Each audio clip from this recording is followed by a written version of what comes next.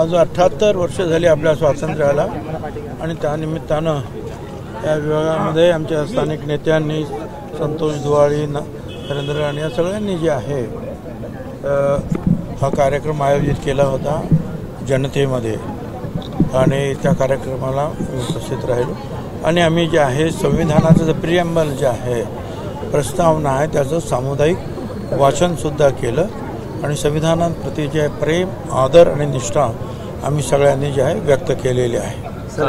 सरकारने लाडकी बहीण योजना जाहीर केलेली आहे, अकाउंटमध्ये पैसे पण पडायला सुरुवात झालेली आहे। सुप्रिया सुळे यावर टीका करतायत की सरकारमधले आमदार जे आहेत ते पैसे परत घेतील, लवकर तुम्ही खात्यातून पैसे काढून घ्या। कुठल्याही दिलेले पैसे कुठल्याही भगिनीचे कुणीही कुठल्याही परिस्थितीमध्ये परत घेणार नाहीत।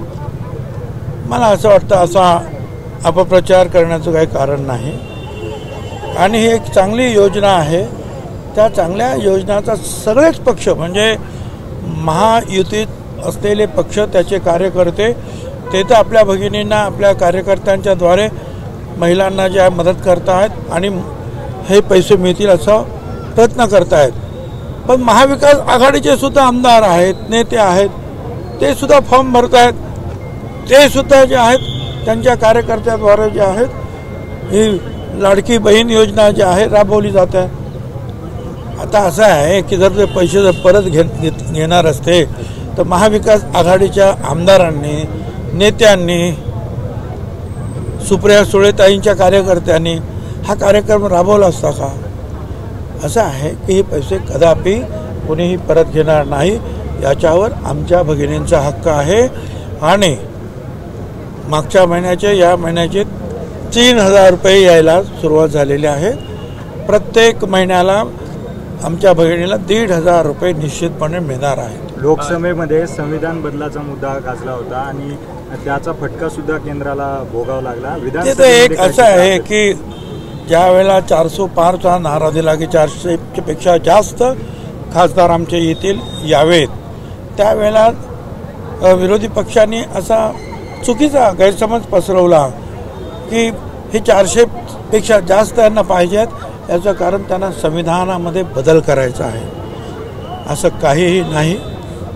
आणि आपण पाहिलं की नवीन कार्यभार हाती घेत असताना संविधानाच्या प्रतिमेचं पूजन करून त्याला प्रणाम करूनच मोदी साहेबांनी पुढच्या कार्यक्रमाला सुरुवात केली आणि नवीन कार्यभार हातात घेतला।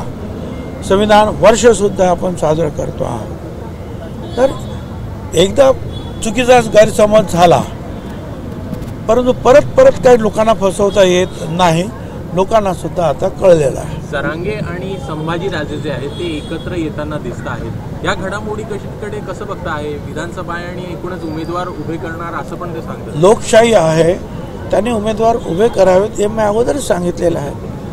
सगळे उमेदवार उभे करावेत, 288 उमेदवार उभे करावेत। लोकशाहीमध्ये अधिकार आहेत, तो त्यांनी गाजवावा, नुसतं बोलत बसू नये, करा ते। पण संभाजीराजे हे स्वतः त्यांच्यासोबत येत आहेत, या घडामोडीकडे आणखीन कोणी येऊ देत ना त्यांच्याबरोबर, काही काळजी। लोकशाही आहे, तसे आम्ही 3 पक्ष महायुतीत एकत्र आहोत, महाविकासमध्ये समोरचे 3 पक्ष एकत्र आहेत, तसे ते झाले एकत्र, आणखीन एकत्र व्हा, पण उभे करा 288। पण कुठेतरी दबाव आणण्याचा प्रयत्न होतोय ओबीसी असले काही दबाव बिबावाला जे आहे कुणीच नागरिक बळी पडत नाही, ना ओबीसी, ना दलित, ना आदिवासी, ना ओपन मधले आमचे मराठा बंधू कोणीही दबावाला बळी पडणार नाही, कुणीही घाबरत नाही। लाडक्या बहिणीमध्ये जे नवीन लोक अर्ज करतात अर्थ येत आहे, साईड हँग होते, वेबसाईट स्लो होते, असाही प्रचार होतोय की लाडकी बहीण योजनेचे फॉर्म भरणं हे आता बंद केलंय, त्यामुळे एकूणच वेबसाईट हँग असं आहे की ज्या वेळेला लाखो लोक एकदम अपलोड करतात त्यावेळेला काही वेळेला जे आहे ह्या सर्व्हर आणि याच्यामध्ये जे आहे अडचण निर्माण होते। परंतु आता 1,35,00,000 लोकांचे फॉर्म जे आहे हे मंजूर झालेच ना, फक्त आता काही लाख लोकांचे जे आहेत भगिनी आमचे त्यांचे अकाउंट नंबर आणि ते फक्त जोडायचे आहेत। काय नाही तर मग 1,35,00,000 कसे काय झाले आणि अजूनही आता हळूहळू वाढत आहे. तर आता तो प्रॉब्लेम राहिलेला नाही. शेवटचा प्रश्न भुजबळ साहेब माझ्याकडून संविधानाबद्दल आपण आता कृतीचं वाचन केलं. जरांगेची जी मागणी आहे ती संविधानाच्या बेसिक स्ट्रक्चरमध्ये बसते असं तुम्हाला वाटतं? असं आहे की हायकोर्ट असेल की सुप्रीम कोर्ट विशेषतः ज्या वेळेला एखादा निर्णय देते त्यावेळेला तो निर्णय जो आहे हा लॉ ऑफ द लँड्स म्हणजे ह्या देशाचा कायदा म्हणतो असं आम्ही समजतो. आणि हे जे काय आहे OBC मधून आरक्षण देणं हे सुप्रीम कोर्टानं फेटाळलेलं आहे. हायकोर्टानं अनेक वेळा फेटाळलेलं आहे. त्यामुळे ते अजिबात शक्य होणार नाही असं माझं मत आहे. ABP माझा, उघडा डोळे बघा नीट.